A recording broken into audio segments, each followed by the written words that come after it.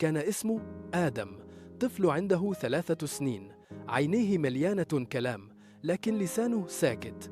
الناس تقول عليه عنيد وتقول ده مدلل زيادة، لكن محدش سأل هو حاسس بإيه. من يوم ما بدأ يمشي والكل بيتعامل معاه كأنه راجل كبير، مفيش حد حاول يفهم هو بيحب إيه، بيتضايق من إيه، بيخاف من إيه. كل طلب لازم يتنفذ وقتهم، كل دمعة لازم يسكتها بسرعة.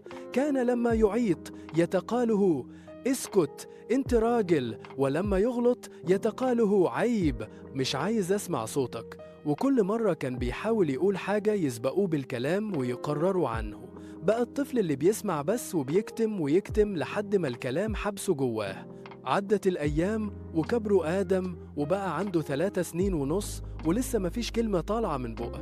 الأم بدأت تقلق والأب بدأ يغضب.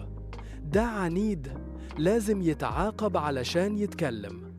مش طبيعي، هو بيعمل كده ليه؟ أخدوه لدكاترة كتير والدكاترة قالوا طفلكم سليم عضوياً لكن في جواه جرح نفسي كبير. اتعامل كأنه كبير فاختاروا يسكت لأنه مش لاقي أمان للكلام.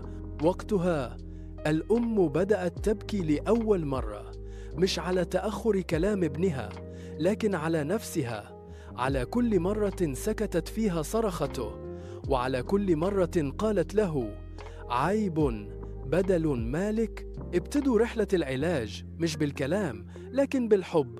بقوا يحضنوه من غير سبب، يسمعوه حتى لو مش فاهمين، يسألوه عايز تقول ايه حتى لو كان راسه بس اللي بيهز. وبعد شهور من الاحتواء والصبر والدفء قال آدم أول كلمة كانت بسيطة جدا، ماما، لكن وقعها كان زي الحلم، لأنه لأول مرة حس بالأمان الكافي إنه يتكلم.